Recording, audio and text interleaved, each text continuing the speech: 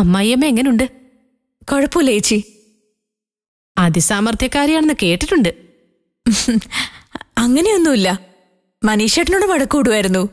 എന്നോട് നല്ല സ്നേഹത്തിലാ പെരുമാറുന്നേ. അതെ, കുറ്റബോധം കൊണ്ടായിരിക്കും. അതാ ലൈലയോട് സ്നേഹം കാണിക്കുന്നേ. കുറ്റബോധം എന്തിനാ? നിങ്ങളുടെ ഭാവിയുടെ കാര്യം ഓർത്തിട്ട്.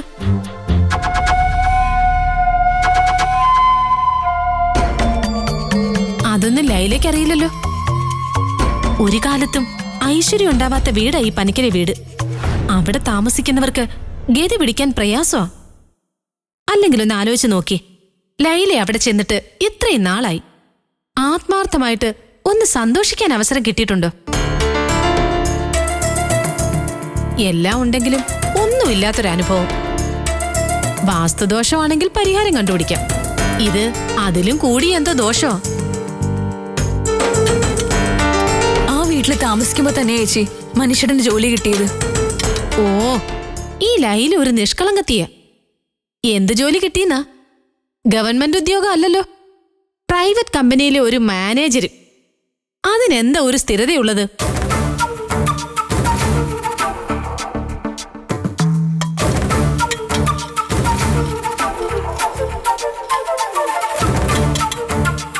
ലൈല മനസ്സിൽ സൂക്ഷിക്കാമെങ്കിൽ ഞാനൊരു കാര്യം പറയാം.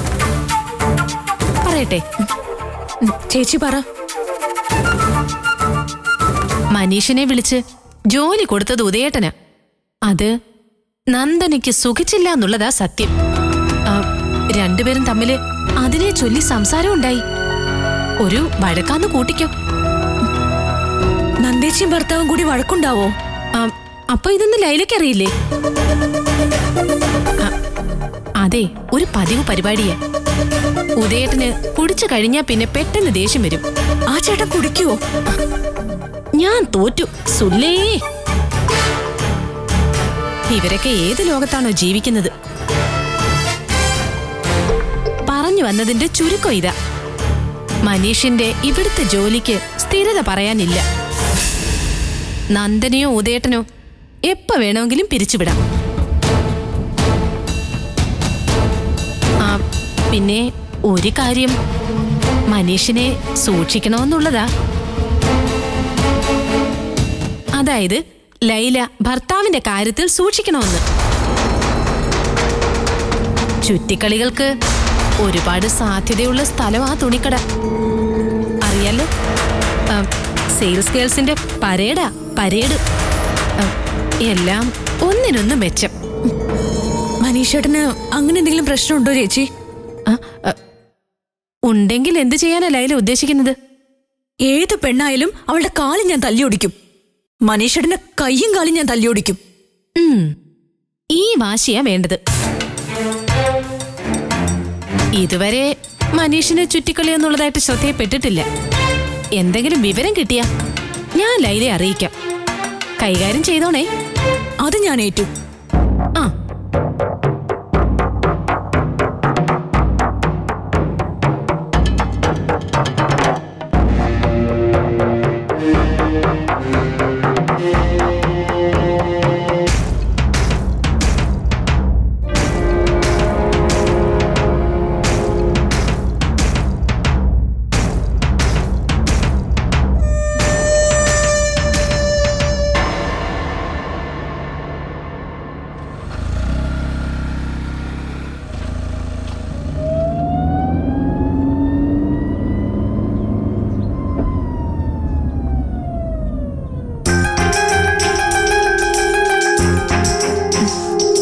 ശരി ചേച്ചി.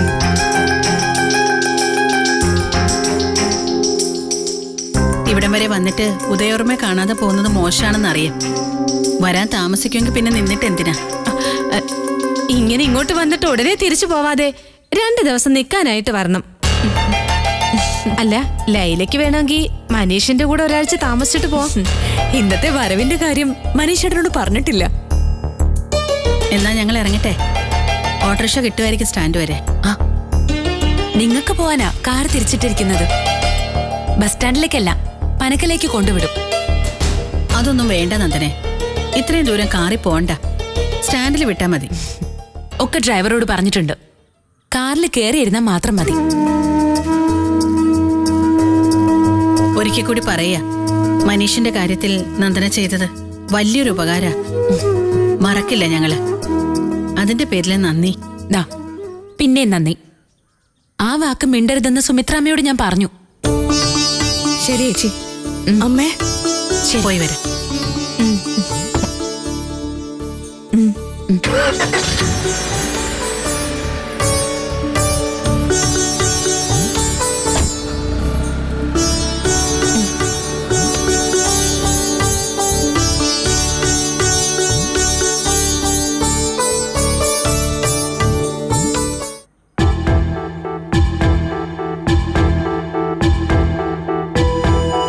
നന്ദനെ, നാത്തോന്റെ ജാതി എന്താ നന്ദനെ? പേരിലായില്ല. എന്തായാലും ക്ഷത്രിയ വംശമല്ല, അതിന്റെ ഒരു ലുക്കും ഇല്ല. പിന്നെന്ത് കാസ്റ്റ് ആയിരിക്കും? മനുഷ്യജാതിയാണെന്ന് അറിയാം. അതുപോരെ?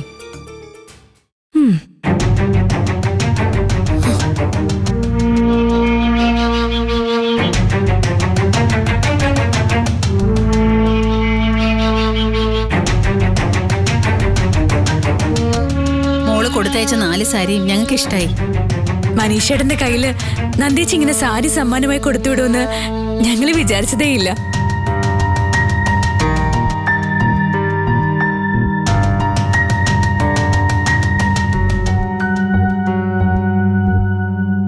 Good morning madam. Good morning. Good morning ma'am. Good morning. Lakshmipriya ഇന്നലെ ലേറ്റ് ആയിട്ടാണോ വന്നത്? 11 മണിയായി. 9:30 രാവിലെ ജോലിക്ക് കയറേണ്ടത്. 11 പറയുമ്പോ 1.5 മണിക്കൂർ ലേറ്റ് ആയി. സ്ഥിരം ഉണ്ടായിരുന്ന ബസ് ഇന്നലെ കിട്ടിയില്ല മാഡം. വീട്ടിൽ നിന്ന് ഇറങ്ങാൻ കുറച്ച് താമസിച്ചു പോയി. അമ്മയ്ക്ക് പനിയാ. പിന്നെ അടുത്ത ബസ് സ്റ്റോപ്പ് വരെ നടന്നിട്ടാ ബസ് കയറി വന്നത്. രാവിലെ മഴയായിരുന്നോണ്ട്. ഓക്കെ. മനഃപൂർവ്വം ലേറ്റ് ആയതല്ലായിരിക്കാം. പക്ഷേ ജോലിക്ക് വൈകി എത്തുമ്പോ അത് കൃത്യമായിട്ട് റിപ്പോർട്ട് ചെയ്തിരിക്കണം. സോറി മാഡം, ഇനി ആവർത്തിക്കില്ല. എന്നും രാവിലെ ബസിന്റെ പിന്നാലെ ഓടാതെ ഒരു സ്കൂട്ടർ എടുത്തൂടെ ലക്ഷ്മിക്ക്? EMI അടച്ചാ മതിയല്ലോ. അതാലോചിക്കും. പിന്നെ മനീഷിനോടൊന്ന് വരാൻ പറയൂ. ശരി മാഡം.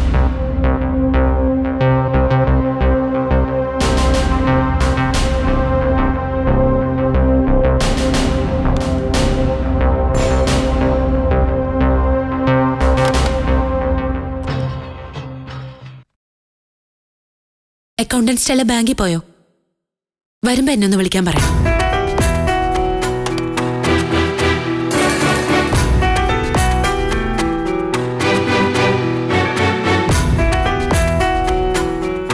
മോള് കൊടുത്തയച്ച 4 സാരിയും ഞങ്ങൾക്ക് ഇഷ്ടായി.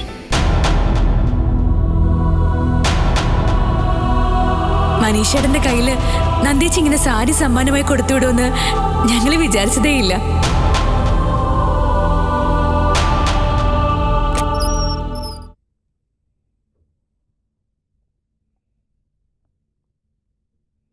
വാ.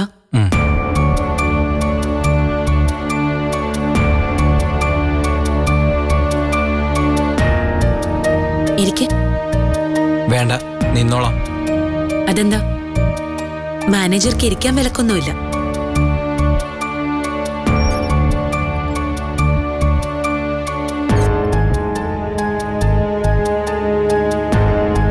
എങ്ങനെയുണ്ട് ഇവിടുത്തെ ജോലിയൊക്കെ? കുഴപ്പമില്ല. കുഴപ്പമില്ലെന്നേ ഉള്ളൂ, ഹാപ്പിയല്ല. അതല്ല ഉദ്ദേശിച്ചത്. വേറെ ടെൻഷനൊന്നുമില്ല. താമസവും ഭക്ഷണവും ഒക്കെയാണോ? ശമ്പളത്തിൽ നിന്ന് അഡ്വാൻസ് എന്തെങ്കിലും വേണമെങ്കിൽ അക്കൗണ്ട് സെക്ഷനിൽ പറഞ്ഞാൽ മതി. വേണ്ട, ഇടയ്ക്ക് അങ്ങനെ പൈസ വാങ്ങിച്ചാൽ ശരിയാവില്ല. അതെന്താ? 1 മാസത്തെ ശമ്പളം ഒരുമിച്ച് കിട്ടുമ്പോൾ അതൊരു തുകയായിട്ട് എന്തെങ്കിലും ആവശ്യത്തിന് ഉപകരിക്കാം. മുറിച്ച് വാങ്ങിച്ചാൽ കാശങ്ങ് തീരുകയും ചെയ്യും, ഒന്നും ഒട്ട് നടക്കത്തുമില്ല. ആരെങ്കിലും കയറി വന്നാ ഇരിക്കാൻ വീട്ടിൽ 2 കസേര പോലുമില്ല. ഒരു സോഫ സെറ്റ് വാങ്ങിക്കണമെന്നുണ്ട്. എന്നാണേലും വേണ്ടതല്ലേ? ഈ ആഴ്ച നീ വീട്ടിൽ പോയിരുന്നോ? പോയി. എന്തുണ്ട് വിശേഷം? അമ്മയും ലൈലയും സുഖമായിരിക്കുന്നു? ആ ലൈലയും കൂട്ടി നിനക്ക് അനിലെ ഒന്ന് പോയി കണ്ടൂടെ? പോണം. ഇനി എന്നാ പനക്കിലേക്ക് പോകുന്നത്? അടുത്ത ശനിയാഴ്ച പോണം. രാത്രി പോയിട്ട് ഞായറാഴ്ച വീട്ടിൽ നിൽക്കണം. തിങ്കളാഴ്ച രാവിലെ ഇങ്ങ് പോരും. ഇത്തവണ എന്താ വീട്ടിൽ കൊണ്ടുപോകാൻ ഉദ്ദേശിക്കുന്നത്? അതിപ്പോ ചെറുതേം കിട്ടുവാണെങ്കിൽ കൊണ്ടുചെല്ലണമെന്ന് ലൈല പറഞ്ഞിട്ടുണ്ട്. തേന ഇവിടെ ഇല്ലല്ലോ. ഇവിടുത്തെ ടെക്സ്റ്റൈൽസിൽ നിന്ന് എന്താണ് നീ വീട്ടിലേക്ക് കൊണ്ടുപോകാൻ ഉദ്ദേശിക്കുന്നതെന്നാ ചോദിച്ചത്.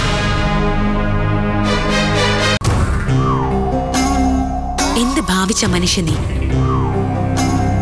നിന്നെ മാനേജറായിട്ട് അപ്പോയിന്റ് ചെയ്യുമ്പോഴേ ഞാൻ മുന്നറിയിപ്പ് കൊടുത്തതാ ഇതൊന്നും ശരിയാവില്ലെന്ന്. അപ്പൊ ഒരാൾക്ക് ഭാര്യയുടെ അനിയനോട് സെന്റിമെന്റ്സ്. വീട്ടിൽ വന്നപ്പോ പൈസ കൊടുത്തിട്ട് വാങ്ങിയില്ലത്രേ. പകരം ജീവിതത്തിനൊരു അടിത്തറ ഇട്ട് കൊടുക്കണമെന്ന് അപേക്ഷിച്ചു പോയി. ഇങ്ങനെ മോഷണം നടത്തിയാണോ നീ ജീവിതത്തിന് അടിത്തറ ഇടാൻ പോകുന്നത്? നന്ദേച്ചി. നന്ദേച്ചിയോ? ഞാൻ നിന്റെ ചേച്ചിയാണെന്ന് വിചാരം ഉണ്ടായിരുന്നെങ്കിൽ മനീഷ് ഈ പ്രവൃത്തി ചെയ്യുമായിരുന്നു. കുന്നത്തൂർ ടെക്സ്റ്റൈൽസിലെ സെയിൽസ്മാൻ അല്ല നീ. എല്ലാ സ്ഥാപനങ്ങളുടെയും ചുമതലയുള്ള മാനേജറാണ്. ഏതെങ്കിലും സ്റ്റാഫ് തിരിമറിയോ മോഷണം നടത്തിയാ അത് കണ്ടുപിടിക്കാൻ അധികാരമുള്ളയാണ്. എന്നിട്ടാ നീ തന്നെ മോഷ്ടിക്കുന്നു. അമ്മയ്ക്കും ഭാര്യയ്ക്കും സാരി. നാണമുണ്ട മനുഷ്യൻ നിനക്ക്? അതൊടുത്തുകൊണ്ട് അഭിമാനത്തോടെ അവരെന്നെ കാണാൻ വീട്ടിൽ വന്നിരിക്കുന്നു.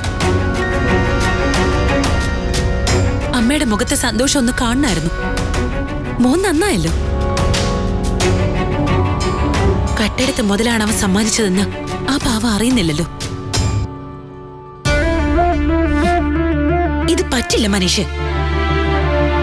നാളെ നീ ഇതിനും വലിയ മോഷണത്തിൽ പിടിക്കപ്പെടും. എന്റെ സ്ഥാനം പിന്നെ ഇവിടെ എന്തായിരിക്കും?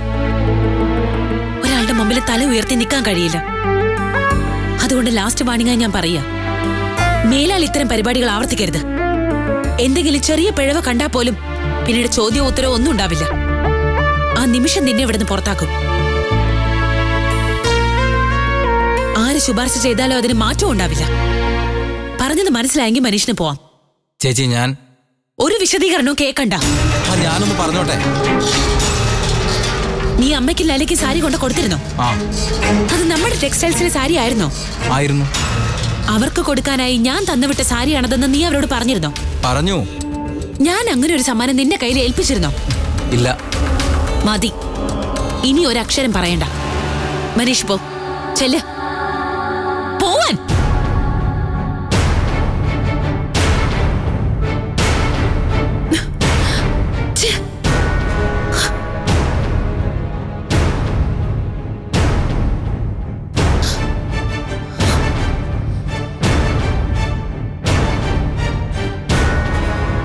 പോയില്ലേ?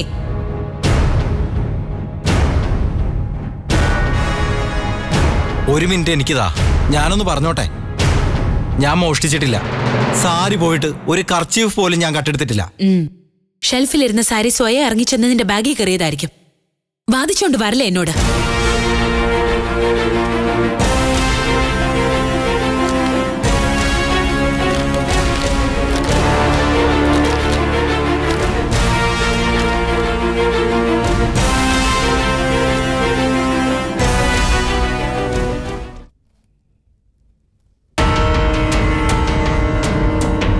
അമ്മയ്ക്ക് 2 എണ്ണം, ലൈലയ്ക്കും 2 എണ്ണം, അങ്ങനെ 4 സാരി. സത്യമായിട്ട് ഞാൻ മോഷ്ടിച്ചതല്ല ചേച്ചി. അതിന്റെ ബില്ലാ ഇത്.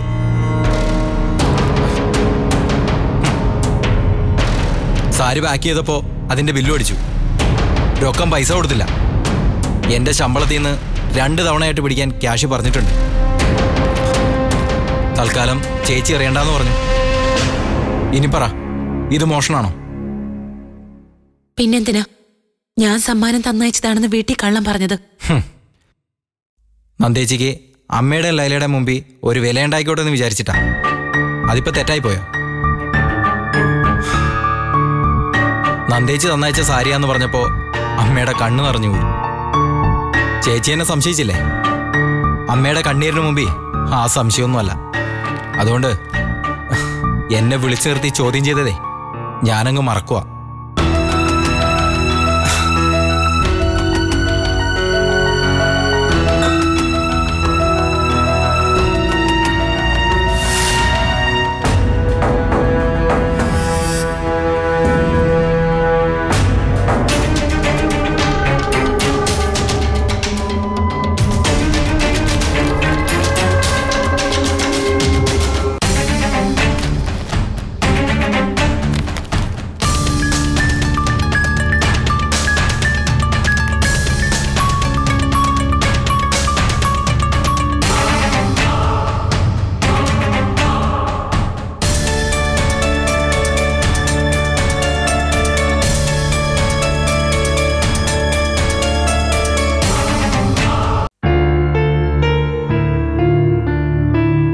എന്നിട്ട് മനീഷിനോട് താൻ സോറി പറഞ്ഞോ?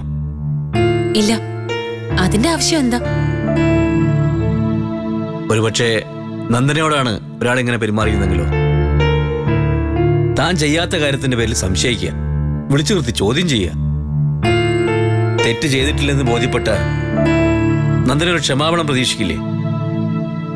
അല്ലെങ്കിൽ അത്തരത്തിലൊരു ക്ഷമ ചോദിക്കല് താൻ അറിയിക്കുന്നില്ലേ? അങ്ങനെ തെറ്റുകാരിയായി നിൽക്കാനുള്ള സാഹചര്യം ഞാൻ സൃഷ്ടിക്കില്ല. ചില സാഹചര്യങ്ങൾ മനഃപൂർവ്വം അല്ലാതെ സൃഷ്ടിക്കപ്പെടാം. ഒരു സ്ഥാപനത്തിന്റെ ഭാഗമായി ഉത്തരവാദിത്തപ്പെട്ട ജോലിയിൽ ഇരിക്കുമ്പോൾ അത്തരം സാഹചര്യത്തിൽ ചെന്നുപെടാതെ സൂക്ഷിക്കണം. ലക്ഷക്കണക്കിന് രൂപ കൈകാര്യം ചെയ്യുന്ന ഒരു സ്ഥാപനത്തിന്റെ മാനേജറാണ് മനീഷ്. ആ ബോധം അവന് ഉണ്ടായിരിക്കണം. ഏത് നിമിഷവും ചോദ്യങ്ങളുണ്ടാവാം. അതിന് ഉത്തരം കൊടുക്കാൻ അവൻ റെസ്പോൺസിബിൾ ആണ്. ഓക്കെ, ഇനിയൊരു പക്ഷേ മനുഷ്യ തട്ടിപ്പ് കാണിച്ചില്ലായിരുന്നെങ്കിലോ? ആ സാരികള് അയാൾ കണക്കപ്പെടാതെ എടുത്താണെന്ന് വിചാരിക്കുക. കണ്ടുപിടിക്കപ്പെട്ട എന്തായിരിക്കും ചെയ്യുക? ആ നിമിഷം അവനെ ജോലിയിൽ നിന്ന് പിരിച്ചുവിടുമായിരുന്നു. പെട്ടെന്ന് അങ്ങനെ പിരിച്ചുവിട്ട മനുഷ്യ എന്ത് ചെയ്യും? ആ, എവിടാന്ന് വെച്ചാ പോട്ടെ. അങ്ങനെ ചെയ്ത അയാളുടെ വൈഫ് എന്ത് ചെയ്യണം? അമ്മ എന്ത് ചെയ്യണം? അത് ഓർക്കേണ്ടത് മനീഷാണ്. ഒരു തട്ടിപ്പ് നടത്താൻ തുടങ്ങുമ്പോ അമ്മയുണ്ട്, ഭാര്യയുണ്ട്, പെങ്ങളുണ്ട്. അവരെ തന്റെ പ്രവൃത്തികൾ എങ്ങനെ ബാധിക്കുമെന്ന് അത് ചെയ്യുന്ന ആളാണ് ഓർക്കേണ്ടത്. അങ്ങനെ ഒരു വീണ്ടും വിചാരം ഉണ്ടായിരുന്നെങ്കിൽ ലോകത്ത് ഒരു തെറ്റും ആരും ചെയ്യില്ലേ? കുഴപ്പം കാണിക്കുന്നവരെ ന്യായീകരിച്ചാണല്ലോ സംസാരിക്കുന്നത്. ഏയ്, ഒരിക്കലും അല്ല. പക്ഷെ നന്ദന സംസാരിക്കുന്നത് ഒരൊറ്റ കാര്യം മാത്രം മുൻനിർത്തിയ, തന്റെ ഇമേജ്. അനിയനായ മനീഷ് ഒരു തട്ടിപ്പിന് പിടിക്കപ്പെട്ട അത് തന്റെ പ്രതിച്ഛായക്ക് മങ്ങലേൽപ്പിക്കും. ആ ഒരു ഭയമുണ്ട് തനിക്ക്. എന്റെ ഇമേജ് അവിടെ നിൽക്കട്ടെ. ചെയ്യുന്ന ജോലിയിൽ മായം ചേർത്ത അത് അനിയനാണെങ്കിൽ മിണ്ടാതിരിക്കണോ? അതിന്റെ ന്യായം എന്താന്ന് എനിക്ക് മനസ്സിലാവാത്തത്. മനീഷിന്റെ കാര്യത്തിൽ നന്ദനയ്ക്ക് മുൻവിധിയുണ്ട്, അതാണ് വാസ്തവം. മുമ്പ് അയാൾ എന്തൊക്കെ കുഴപ്പങ്ങൾ കാണിച്ചിട്ടുണ്ടെന്ന് താൻ പറഞ്ഞു. പക്ഷേ അതിന്റെ പേരിൽ ആ ചെറുപ്പക്കാരന്റെ മനസ്സ് മടുപ്പിക്കുന്നു. അമ്മയും ഭാര്യയും മറന്നുള്ളൊരു പ്രവൃത്തി അയാൾ ചെയ്താൽ ഓർമ്മിപ്പിക്കാനുള്ള റെസ്പോൺസിബിലിറ്റി തനിക്കുണ്ട്. മനീഷിന് നമ്മളൊരു ചാൻസ് കൊടുത്തു. എന്നാ വെച്ചു നീട്ടിയ ഔദാര്യമാണ് മാനേജർ ജോലിയെന്ന് അയാൾക്ക് തോന്നാൻ പാടില്ല. അയാളുടെ അഭിമാനത്തെ അത് നെഗറ്റീവായി ബാധിക്കും. ആ തോന്നല് ഗുണത്തെക്കാളേറെ ദോഷമായിരിക്കും ചെയ്യുക. അതുകൊണ്ട് കിട്ടിയ അവസരം അയാൾ നന്നായി പ്രയോജനപ്പെടുത്തുന്നുണ്ടോ എന്ന് നോക്കാം.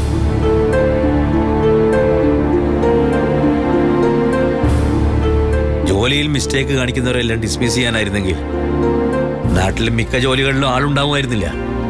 ഓഫീസുകളിൽ ഒഴിഞ്ഞ കസേരകളായിരിക്കും അധികം ഉണ്ടാവുക. മറ്റു പല കാര്യങ്ങളിലും വളരെ സ്ട്രിക്റ്റ് ആവുന്ന ആളിന് മനീഷിന്റെ കാര്യത്തിൽ ഇത്ര ഉദാരമായ സമീപനം കാണുന്നു.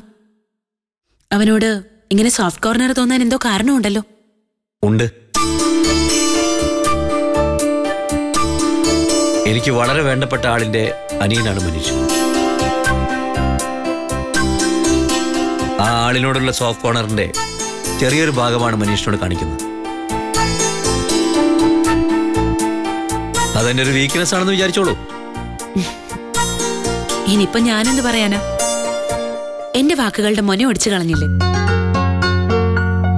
എന്ന് കരുതി അവന്റെ തെറ്റുകൾക്ക് വളം വെച്ചു കൊടുക്കാനൊന്നും ഞാൻ സമ്മതിക്കില്ല. അയാൾക്ക് വിധിക്കുന്ന ശിക്ഷയുടെ ഒരു പങ്ക് എനിക്കും തരുമായിരിക്കും. മനീഷിന്റെ കൂടെ എനിക്കും പിരിച്ചുവിടൽ നോട്ടീസ് തരുമോ താൻ? എന്നെ പിരിച്ചുവിടുമെന്ന്?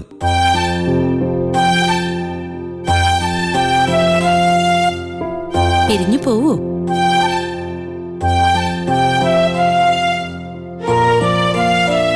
പോണോ?